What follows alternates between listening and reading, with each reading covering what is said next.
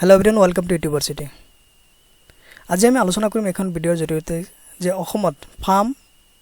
কেনেদৰে ৰেজিষ্ট্ৰেচন কৰিব পাৰি বা ফাৰ্ম ৰেজিষ্ট্ৰেচন সাৰ্টিফিকেট কেনেদৰে উলিয়াব পাৰি। পোনপ্ৰথমে আমাৰ এখন চেনেলৰ জৰিয়তে আমি সময়ে এনজিঅ নাইবা ফাৰ্ম নাইবা বিজনেছ নাইবা কোম্পানী ৰিলেটেড ইনফৰমেশ্যন নাইবা আপোনাৰ ৰেজিষ্ট্ৰেচন ৰিলেটেড নাইবা প্ৰজেক্ট ৰিলেটেড ভিডিঅ'সমূহ আপলোড কৰি আহি আছো আৰু বহুতে আমাৰ চেনেলখনৰ পৰা উপকাৰ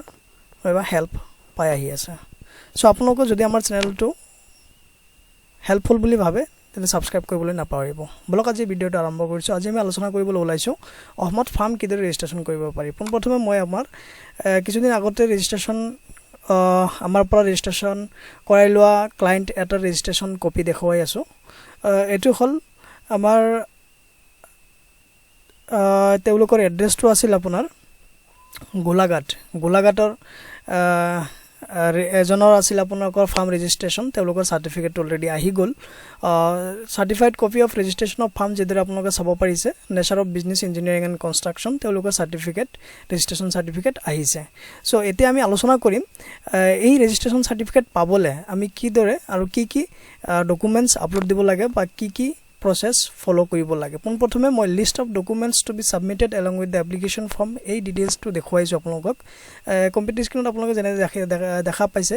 filled in form 1 and witnessed by the judicial magistrate or chartered accountant।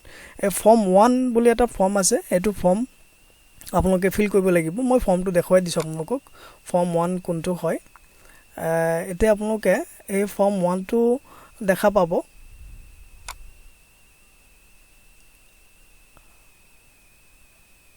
সৰি এটো নহয়, মই ফৰ্ম 1 টো দেখুৱাই আছো।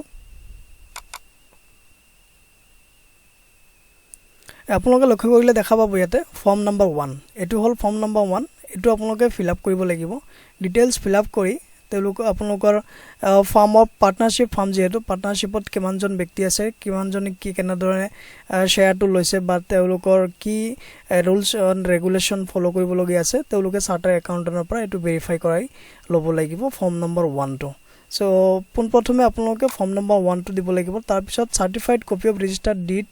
অফ পাৰ্টনাৰশ্বিপ ডিড এটা বনাব লাগিব। পাৰ্টনাৰশ্বিপ ডিডটো মই আপোনালোকক দেখুৱাইছো। তেওঁলোকৰ পাৰ্টনাৰশ্বিপ ডিডটো হল আপোনাৰ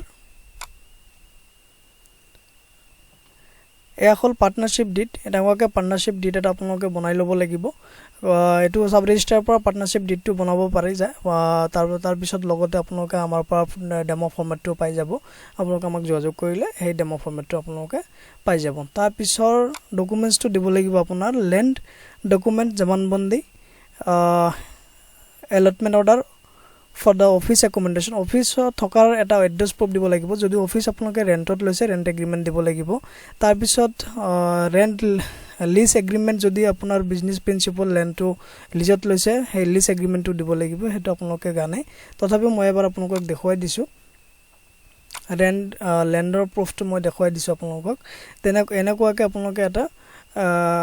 এড্ৰেছ প্ৰুফ বনাব লাগিব। এড্ৰেছ প্ৰুফত ইয়াতে ওপৰত লিখা আছে no office operated for PK electricals firm in any other places details proof of principal place attach. যদি আপোনালোকৰ প্ৰিন্সিপল প্লেস মানে অৰিজিনাল হেড অফিসৰ বাহিৰে কৰ্পোৰেট অফিস থাকে তেওঁলোকৰ তেনেহলে হেতু ডিটেইলছও আপোনাৰ ৰেন্ট এগ্ৰিমেন্ট নাইবা অফিস ডিটেইলছটো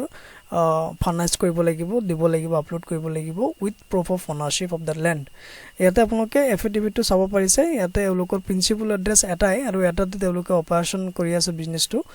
দ্যাটস ওয়াই তেওঁলোকৰ এটা এড্ৰেছ প্ৰুফে খুজিছে আৰু তেওঁলোকৰ এটো হল জমানবন্দী কপি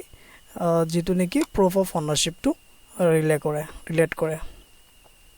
তাৰ পিছত ঠিক তেনেদৰে হেতুৱে তাৰ পিছত 5 আৰু 6 নম্বৰটো একে বস্তু। 7 নম্বৰটো trade licence obtain from da municipal corporation municipal board town committee আৰু গাঁও পঞ্চায়তৰ পৰা ট্ৰেড লাইসেন্স এটা ল'ব লাগিব। ট্ৰেড লাইসেন্সটো আপোনালোকে সবে গম পায় ট্ৰেড লাইসেন্স কেনেকুৱা হয়। সেই পঞ্চায়তৰ পৰা ট্ৰেড লাইসেন্সটো এনেকুৱাকে আপোনালোকে উলিয়াই ল'ব লাগিব। ট্ৰেড লাইসেন্স উলিয়াৰ পিছত আপোনালোকৰ তাৰ পিছত 8 নম্বৰ ফৰ্মটো হল PAN card of the firm. Trade licence থাকিলে আপুনি পান কাৰ্ড বনাব পাৰিব। পান কাৰ্ডটো আপুনি ল'ব লাগিব। সেল টেক্স আৰু ইনকাম টেক্স আপোনাৰ ইনকাম টেক্স যদি জিএসটি আছে জিএসটিটো দিব লাগিব নাইবা আৰটি ৰিটাৰ্ণ ফাইলটো দিব লাগিব। ট্ৰেজাৰী চালান এটা কাটিব লাগিব। ট্ৰেজাৰী চালানটো আপোনালোকে অনলাইন পেমেন্ট কৰিব পাৰিব। মই সেল টেক্সটো দেখুৱাই দিছো। এটো এওঁলোকৰ এমএসএমই সাৰ্টিফিকেট আছিল তাৰ পিছত এটো আপোনাৰ তেওঁলোকৰ জিএসটি আছিল বা তেওঁলোকৰ ডিটেইলছ খিনি ইয়াতে আছে সো তেনেকুৱা আপুনি ফাইল এটা দিব লাগিব আইটি ৰিটাৰ্ণ ফাইল দিব লগা হ'ব পাৰে তাৰ পিছত আপোনাৰ সাৰ্টিফাইড কপি অফ ৰেজুলেচনো দিব লাগিব তাৰ পিছত চালানটো মই আপোনাক চালানটো দেখুৱাই দিছো সৰি ইয়াতে ৰেজুলেচন নালাগে ডেটটো হলে হ'ব মই চালানটো ইয়াতে আপোনাক দেখুৱাই দিছো এটো হল ট্ৰেজাৰী চালানটো আপোনালোকে অফলাইন তেওঁলোকে কৰিছিল আপোনালোকে অনলাইন কৰিলে আজিকালি অনলাইনও কৰিব পৰা যায় সো ইমান কেটা ডকুমেন্টস কমপ্লিট হোৱাৰ পিছত আপোনালোকে এটো ফৰ্ম ফিল কৰিব পাৰিব পোনপ্ৰথমে ইউবিএন ইউনিক বিজনেস আইডেন্টিফিকেশন নাম্বাৰ উলিয়াব লাগিব ইয়াৰ কাৰণে আপোনালোকে ইওডিবি ওয়েবসাইটত যাব লাগিব এটো ওয়েবসাইটৰ লিংক তলত আপোনালোকে পাই যাব এটো ইওডিবি ওয়েবসাইট ইয়াৰ পৰা আপোনালোকে ইউবিএন নাম্বাৰটো পাই যাব ইউবিএন নাম্বাৰৰ কাৰণে আপোনালোকে একদিন ওয়েট কৰিব লাগিব পোনপ্ৰথমে ৰেজিষ্টাৰত ক্লিক কৰিব লাগিব যদি নিউ ইউজাৰ হয় ৰেজিষ্টাৰ ক্লিক কৰি ইমেইল আইডি আৰু পাসওয়াৰ্ড দি তেওঁলোকে সেটআপ কৰি ল'ব লাগিব তাৰ পিছত সেই ইমেইল আইডি পাসওয়াৰ্ডৰে ইনভেষ্টৰ লগইনত যাব লাগিব মই বস্তুটো ইন ডিটেইলছত দেখাবলৈ চেষ্টা কৰি আছো ইয়াতে ইনভেষ্টৰ লগইনত ক্লিক কৰাৰ লগে লগে যেটো মই বহুত কেটা উইন্ডো খোল খাই আছে সেই কাৰণে সাগে অলপ স্লো হৈছে সাপোজ মই এটোৱে আইডি ৰাখিলো এজ ফৰ এক্সাম্পল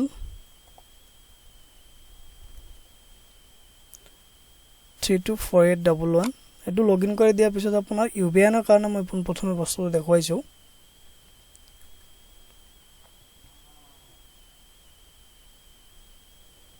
ইউবিএনৰ কাৰণে আপোনালোকে ইয়াতে হেই উইন্ডোটো খোল খোৱাৰ লগে লগে আপুনি সাৰ্ভিসেছত ক্লিক কৰিব লাগিব যেটো ইয়াতে সাগে অলপ এৰৰ হৈছে লগইনটো নলব সাগে মই কিছুমান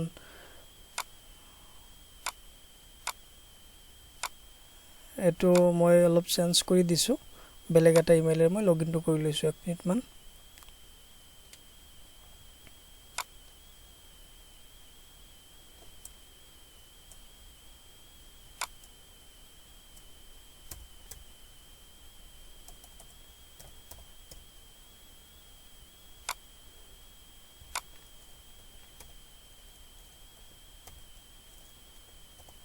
এট্ৰে লগইনটো কৰি লৈছো আপোনাক এতিয়া দেখা পাব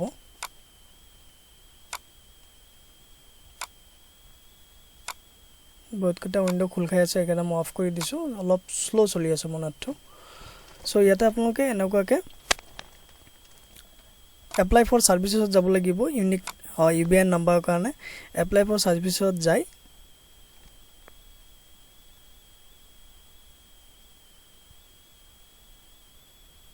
আপোনালোকে ইয়াতে কমন COMMON কমন বুলি কমন এপ্লিকেশন ফৰ্মটো ফিল আপ কৰিব লাগিব এই common application form fill up কৰাৰ পিছতহে আপোনালোকে ইউবিএন নাম্বাৰটো পায়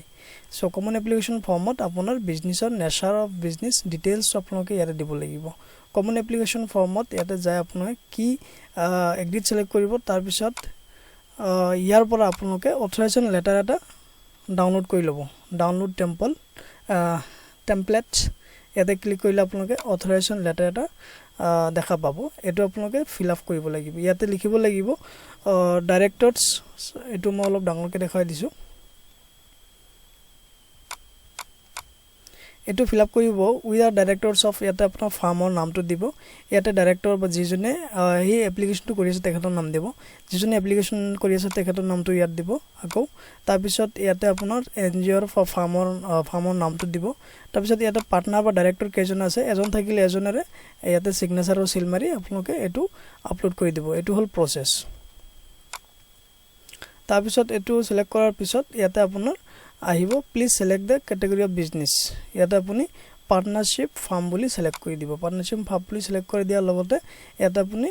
নেম অফ পাৰ্টনাৰ্স টু সিলেক্ট কৰিব এজন বা দুজন থাকিলে দুজন তিনিজন থাকিলে তিনিজন ঠিক তেনেদৰে সিলেক্ট কৰি গলে তাৰ পিছৰ ডিটেইলছ খিনিত আপোনালোকে দেখা পাব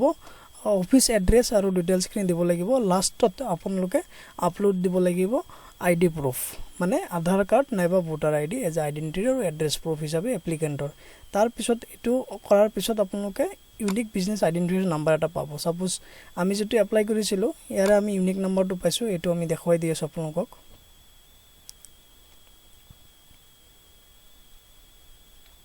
মই স্টেপ বাই স্টেপ প্ৰসেছ দেখুৱাইছো যাতে আপোনালোকৰ কোনো ধৰণৰ অসুবিধা নহয় এপ্লাই কৰা টাইমত সেইকাৰণে মই ডিটেইলছটো দেখুৱাই আছো অলপ টাইম লাগি আছে আপোনালোকে ধৈৰ্য সহকাৰে ভিডিওখন চালে আপোনালোকে নিজে নিজে আৰামতে এপ্লাই কৰিব পাৰিব ঘৰতে বহি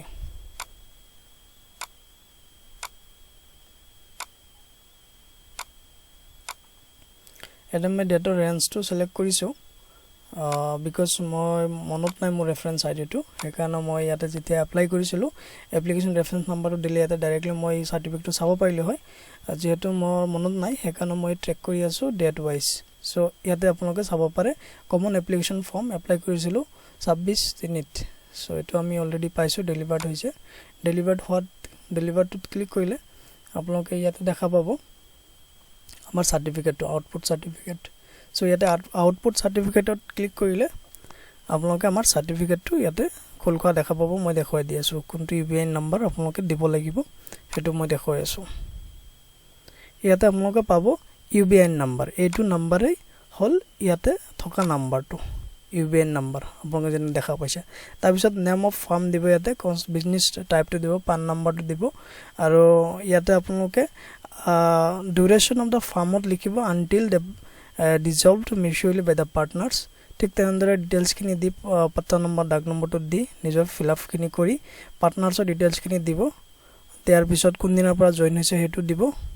তাৰ পিছত সব পাৰ্টনাৰৰ ফটো আইডেন্টিটি প্ৰুফ খিনি আৰু আইডি প্ৰুফ খিনি ইয়াতে আপলোড দিব লাগিব দিলে তাৰ পিছত আপোনাৰ ডিড নম্বৰটো দিব ডেটটো দিব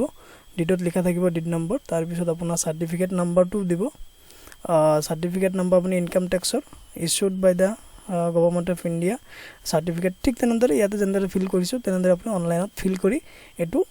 এপ্লাই কৰি দিব প্লাস তাৰ পিছত আপোনাৰ ট্ৰেজাৰী চালানৰ কথা খুদিব পাৰে ট্ৰেজাৰী চালানৰ কাৰণে আপুনি অফলাইনো কৰিব পাৰে অনলাইনো কৰিব পাৰে অফলাইন কৰিলে আপুনি আমাক যোগাযোগ কৰিলে হৈ যাব অনলাইন কেতিয়াবা ফেইল হয় সেই কাৰণে আপোনাক মই সাজেষ্ট কৰিম অনলাইনো যদি কৰে আমাক যোগাযোগ কৰিব আমি আৰামতে আপোনালোকৰ ট্ৰেজাৰী চালানৰ পেমেন্টটো আমি কৰি দিম ইয়াতে যেহেতু 5 रुपीस লাগিছে এতে হেতু 2000 টকা কৰিছে সো ইয়াৰ কাৰণে আপোনালোকে অনলাইনে কৰিব পাৰে অফলাইন কৰিব পাৰে তাৰ পিছত এপ্লিকেশন ৰেফাৰেন্স নম্বৰ আহিব অহাৰ পিছত আপোনালোকে উইদিন 15 ডেজত ভেৰিফিকেশন কৰাব লাগিব ভেৰিফিকেশন কৰোৱাৰ পিছত আপোনালোকৰ সাৰ্টিফিকেট আহি যাব সো এটো আছিল এন্টায়াৰ প্ৰসেস আশা কৰিছো আপোনালোকে ভিডিওখনৰ জৰিয়তে ডিটেইলছটো গম পালে আগন্তক ভিডিওত বেলেগ এটা ডিটেইলছ লৈ বেলেগ এটা টিউটোৰিয়েল লৈ আহিম আৰু আশা কৰিছো আপোনালোকে ভিডিওখনৰ জৰিয়তে নিজে নিজে এপ্লাই ঘৰত বহি কৰিব পাৰিব কিবা অসুবিধা হলে আপুনি কমেন্ট বক্সত জনাব পাৰে ধন্যবাদ